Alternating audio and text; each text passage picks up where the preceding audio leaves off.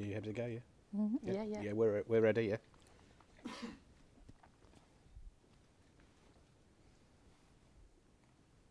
Could everybody be quiet now, please? I've just been told to say. It's not you then.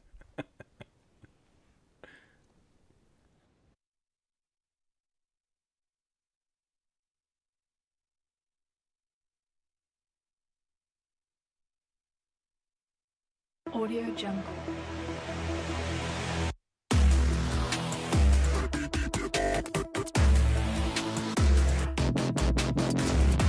Audio Jungle. Audio Jungle.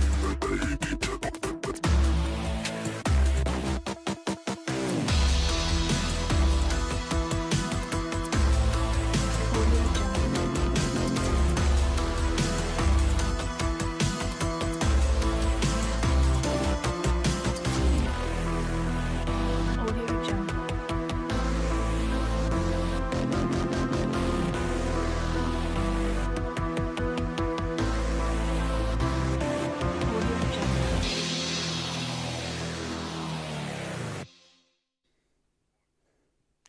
Good evening and welcome to the journal launch of the 2013 cohort of the Executive MBA at BCU Business School.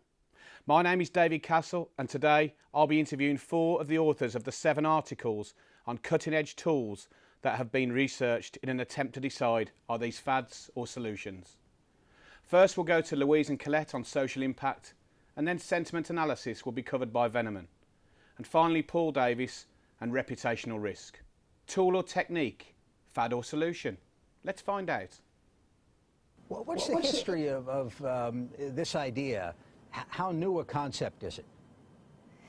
It's not that new of a concept if you think about corporate social responsibility. And many years ago, companies started to do programs to get their employees engaged in their community. They started to build products that were environmentally sustainable. But what we've seen today is that companies are actually looking for even more integration into their corporate culture and into the services and products that they deliver. So while the concept itself is not new, the approach that companies are taking and how deeply integrated it is into their organization is much different. It's probably too early to genuinely assess the absolute impact of the Social Value Act, but we are beginning to see that commissioners and public bodies are taking this act and using it as an opportunity to completely rethink the way they commission and deliver services, with often social value now being at the heart of decision making about where to buy and how to buy services and products. So we are seeing some very inspiring examples emerge in East Sussex, in Birmingham, in Liverpool, in places like Bristol, where social value, job creation, training young unemployed people so that they can get jobs, making sure that money stays in local economies is now being factored into commissioning. Well, I think it's the ability for organizations to create practices that allow them to be sustainable. And what I mean is to create opportunities to generate revenue that covers their cost structure to allow them to grow and scale and deliver their services. So it's a very new methodology and a new approach for the nonprofit sector. Louise and Colette, welcome to the show. Louise, can I come to you first? Why did you decide to choose social impact as your research topic? Well, over the last 6 months or so, Dave, our executive team at the Wrekin Housing Trust have been discussing with us as managers about how we can build social value more into our procurement exercises and also try to capture more of the social value we create as an organisation through other activities that we do. So it was a really topical area for research for us, and this is what generated our interest. Okay, so it's something that's really pertinent to you. Yeah, I mean, I'm also involved in setting up a venture with one of the social enterprises in our group, so South Shropshire Furniture Scheme, and basically what we're looking for them to do is carry out some of our environmental improvement works around our blocks of flats. The work currently is carried out by private contractors, but but what we hope to gain out of the venture is basically, at the very least, maintain the quality of the service whilst achieving some cost efficiencies. Okay. South Shropshire Furniture Scheme, like other social enterprises, they actually engage with local disadvantaged individuals to deliver the services, and this is how they can achieve those cost savings, really. So I was really excited. I could see the potential for the trust, and this is what also sparked our interest in research in the area. Oh, right, okay, thanks for that. Colette, if I can move on to you. We showed 2 videos at the start which show that it's not a new concept. What were your main findings? Well, you're right, Dave, it isn't a new concept. It's been sort of going along for some time, but just recently, because of the introduction of the Social Value Act, it is more so now a contemporary issue in management, and there's a lot of discussion around the topic. Okay. In terms of our finding, Social Enterprise UK have done some research just recently this year, and of all the public sector bodies that they interviewed within their research, over 2/3 had found that taking into account social value had brought about improvements in service provision and also improvements in sort of community relations. Okay. Of the people, we heard also from the clip that sort of like public bodies like Liverpool and Birmingham have embraced the Act. Yeah. And for the organisations that have embraced the Act, it's brought about opportunities for innovation, and they're seeing cost savings. Okay. One of the concerns about sort of social value and that is that over 1/3 of the organisations that were actually involved in social enterprises research don't give any consideration to social value when they're looking at their services. And that may well be due to the concerns around a sort of definition and measures, really, because when we were researching the topic, there's clearly a lot of measures. I think we looked at over about 70 measures in terms of seeing sort of how it impacts within a community. Okay. So we sort of picked this up with when we did our primary research and when we spoke to our social enterprise consultant. Yeah. And she sort of said that she recognised that organisations do have difficulty in terms of measuring the value.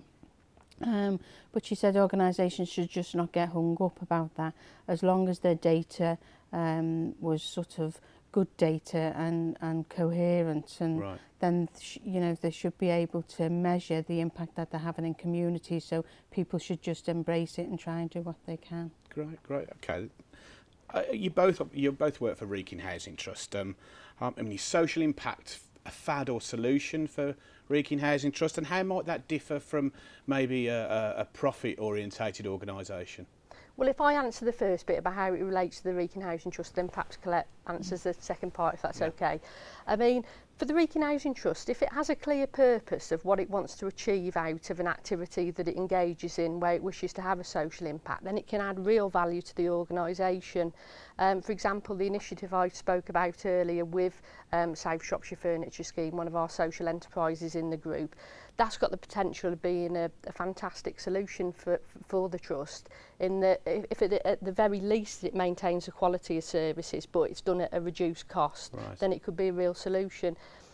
And I think the other point is that using a third sector organisation, we may achieve much more innovation and creativity over the way that services are delivered, because unlike a private sector company, they're not actually focused on maximising profits in the same way. So it does give a lot more opportunity for that creativity to come in. Right. There are some activities that we do within the trust, that there are some in the organisation that question what value they really do bring to the organisation. I just think an example would be the trust actually investing its resources into helping one person get into work, for example. There's many in the organisation that perhaps question, well, what's the value to the Wrekin Housing Trust and its wider population of tenants? But from our research, we feel that some of this is about the trust don't actually have systems in place to measure the outcomes of some of the activities it engages in.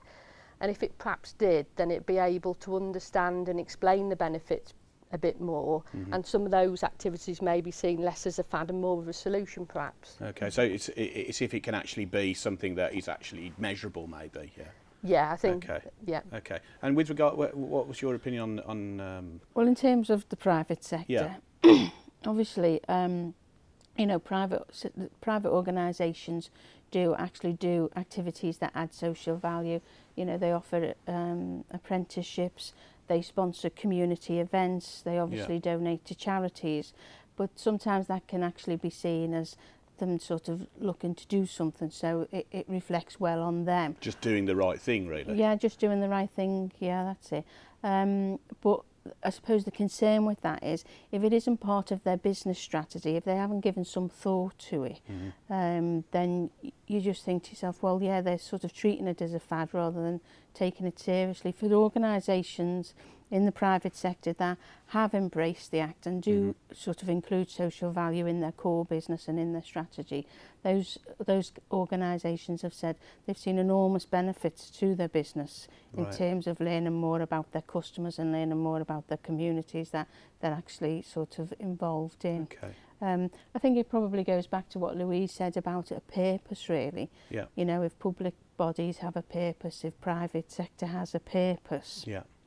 then that may well make it sort of more real. You know, there's a purpose, they're achieving that purpose, so it's seen as a solution. Okay. Okay. I mean, is there any one thing that perhaps surprised you about your research?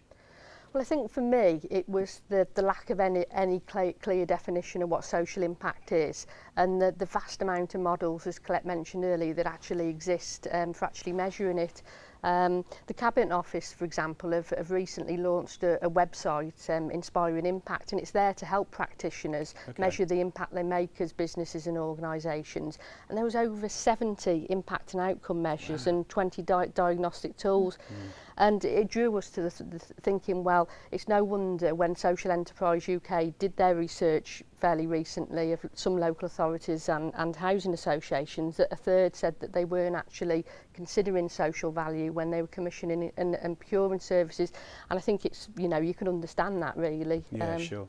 Yeah. Okay, well, thank you both for some great insight into social impact. Let's move on now to sentiment analysis with a short video. Social sentiment analysis is the use of social media like Twitter or Facebook to understand the wisdom of the crowd. So what we do is we take the Twitter fire hose and we put in certain keywords about a certain subject matter, and we try and understand from natural language processing what the people are saying about that specific topic. Everything that happens in the world today is recorded and posted in the social media networks. All that information is there. There is a lot of passion, there's a lot of comments, there's a lot of different ways of people relating to products and enterprises. And it's a gold mine. Veneman, welcome to the show. We've seen two videos there. What's your interpretation of sentiment analysis? Well, sentiment analysis is a concept based on natural language processing, which was only developed into a business tool over the past 20 years or so. What sentiment analysis actually does is it takes a lot of data based on opinions from people over the internet or written opinions. Okay. And it crunches all that data and it transforms it into a trend or a prediction of a trend, actually. Okay. What it can also do is simply take data over the internet from websites like Twitter or Facebook and return an answer over a certain question in real time. Okay, so what would its origins be then? Well, sentiment analysis does not have a clear origin, as it's been in use for millennia by different leaders. What all different leaders understood that the opinion of the crowds is really important. So it was only in 1940s that it was defined as sentiment analysis. And only late in the 1950s to 1960s, it was developed into a tool as early as the project of Echelon. the project that was developed by the US Army and the UK. Right. Okay. So, what's it? Who it's used by? Is it used by now? Well, sentiment analysis is mostly used by Fortune 1000 companies. It is used either to predict trends or to measure the opinion of the public against, let's say, a product or a company, service, even sometimes towards a person. Okay. But sentiment analysis is more than just a tool used by companies.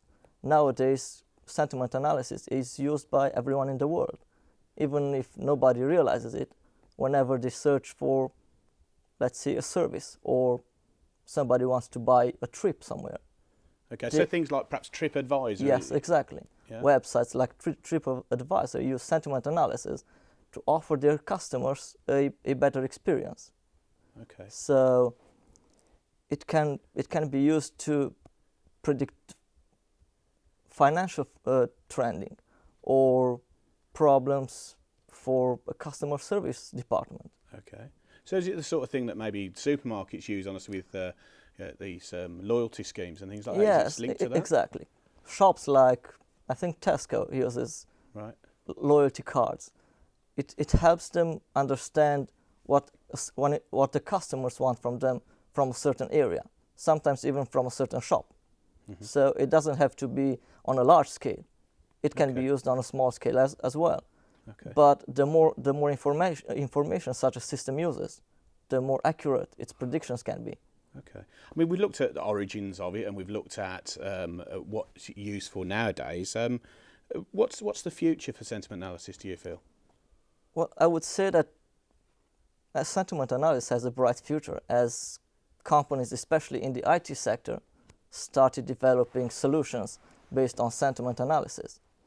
One such company is IBM, which uses sentiment analysis as one of their modules into their artificial intelligence project called Watson, which they try to implement as a mainstream solution for everyone.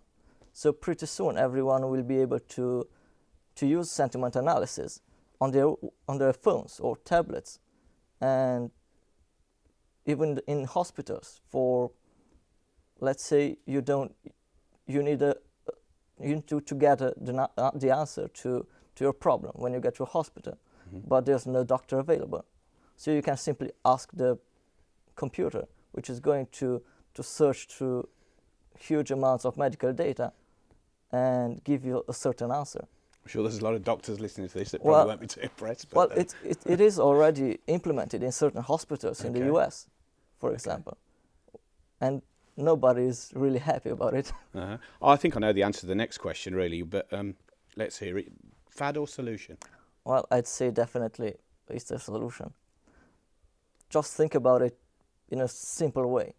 Whenever you go to purchase something you've never experienced before, say a product or a service, you're going to ask everybody for their opinion about that certain product or service, which is actually sentiment analysis.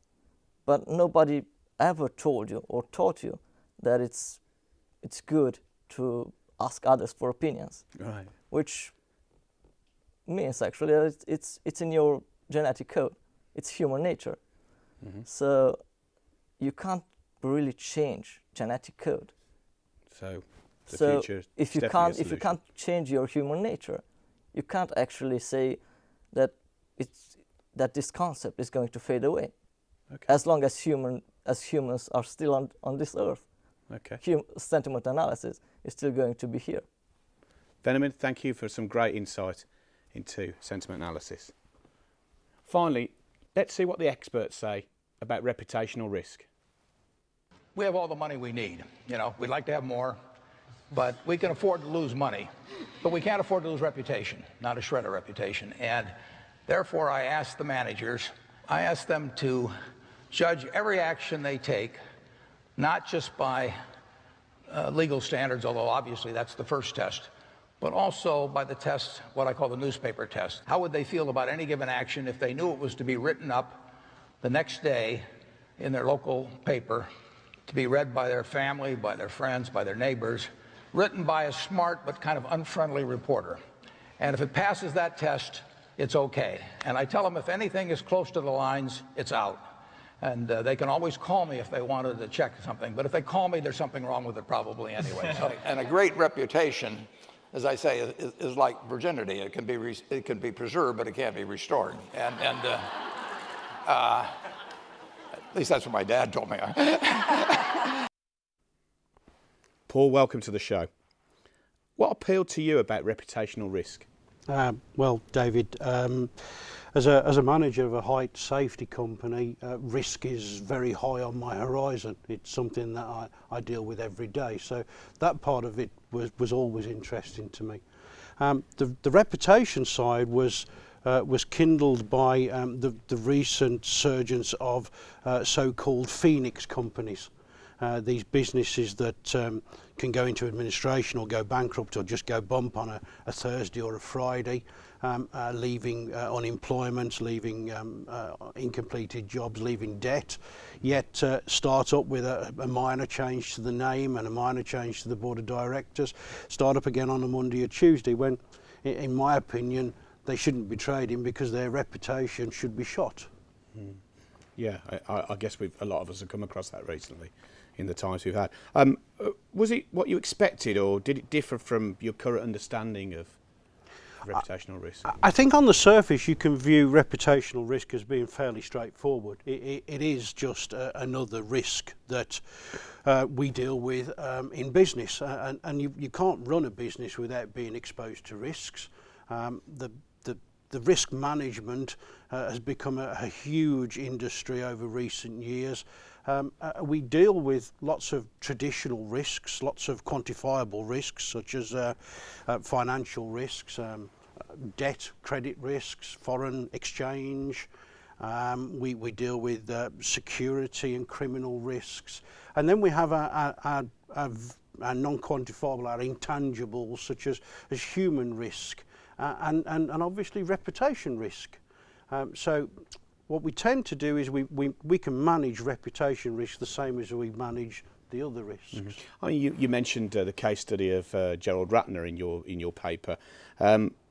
Was it as we all perceived it was? Yes, on the surface, Mr. Ratner did a speech to 500 directors and rather glibly rubbished his product and his company.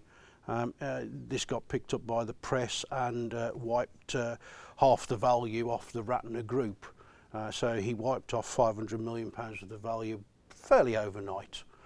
He managed to hold his position for a couple of months before stepping down. But you see, reputation as an intangible it's about perception. Mm-hmm. So was the product rubbish? We don't know. The interesting thing was the stakeholders picked up on it, the customers picked up on it, and it was the customers that crashed the company. I guess it's the age-old question of is perception reality? It is, but see, if we look at how the Financial Times views reputation, they like to put it into a profit and loss sheet. And they like to say that if a company or the representatives of a company are doing good things, are behaving well, are delivering properly, then their reputation is profiting, their reputation is soaring. If the company does something bad, if the company does something poorly, if the representatives of the company are seen in a bad light, then their reputation suffers a loss. The only difference with reputation, as with financial performance or criminal damage risk or any of the other traditional risks, is that perception can also affect reputation. Sure. So the company actually doesn't have to be doing something good to prosper or bad to seem to face a deficit. Okay. It's about how it's viewed. Okay, so has your research actually broadened your thinking in regards to your own business and industry? It's made me a lot more aware of how our stakeholders require, what our stakeholders expect. Our customers, our employees, our suppliers, our distributors.